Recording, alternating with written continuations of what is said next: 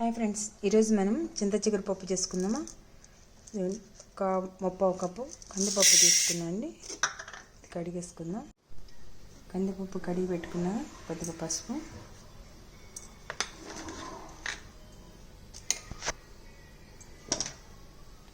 ఉల్లిపాయ పచ్చిమిరపకాయలు,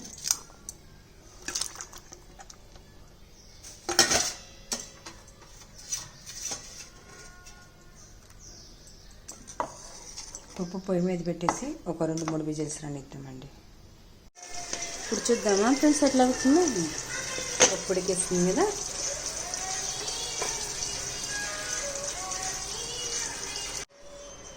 ఇందులో ఒక 1 స్పూన్ కారం వేసుకుందాము.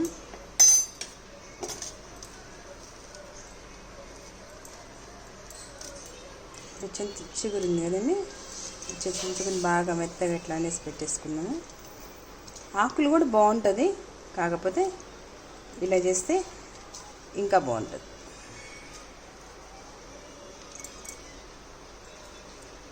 చాలా స్మూత్గా ఉంటుందండి చింత చిగురు. మనం ఇలా అన్నంగానే కలర్ చేంజ్ అయిపోతుంది. ఏదైనా పప్పులు వేసేసుకుందాం. కొన్ని వాటర్ పోసుకుందాం. దీంట్లో మనం ఇప్పుడు చింతపండు నేను అవసరంలా, ఇదే ఉంది పులుపు.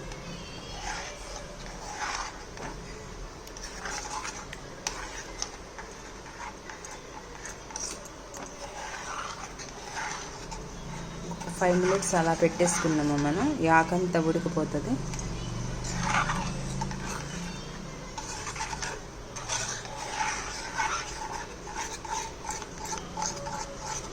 చాలా బాగుంటుంది.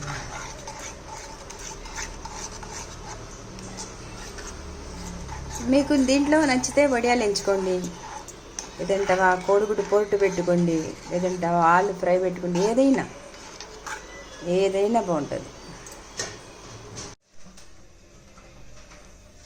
ఒక విజిల్ రానిచ్చేసాము ఫ్రెండ్స్, ఆపేసాను. ఇప్పుడు దీంట్లో కొద్దిగా సాల్ట్ వేసుకుందాం, టేస్ట్కి తగ్గట్టు వేసుకొని మనం వేరే గిన్నెలో ట్రాన్స్ఫర్ చేసేద్దాము పప్పుని.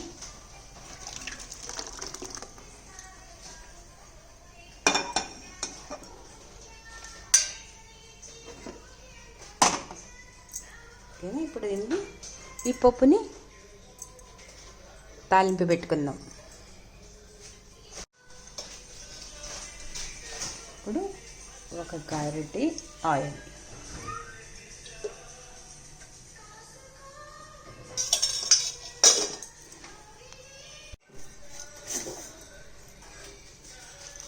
ఒక స్పూన్ పోపు దినుసులు వేసాను.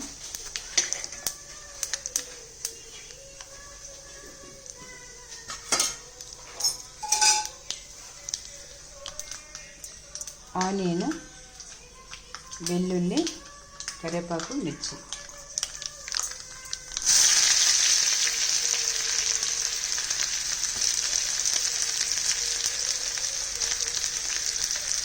ఎండుమిర్చి, కరివేపాకు.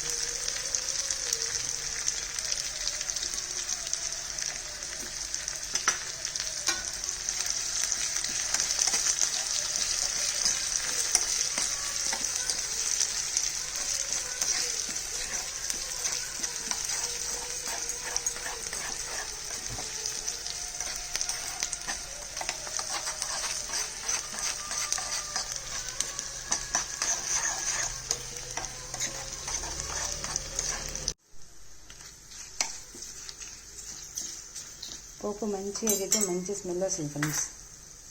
దీంట్లో చిటికెడు కారం, ఎందుకంటే కలర్ఫుల్గా ఉంటుంది అన్నమాట పోపు మనకి. ఇప్పుడు ఈ తాలింపుని తీసుకెళ్ళి ఒక్క నిమిషం వెయిట్ చేద్దాం.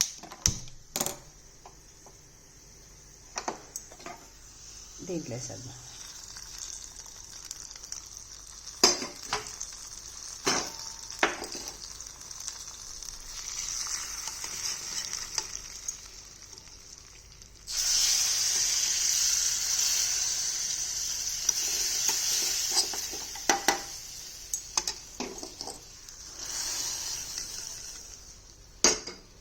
ఓకేనా ఫ్రెండ్స్, చూసారా, కలర్ఫుల్ చింత చిగురు పప్పు రెడీ.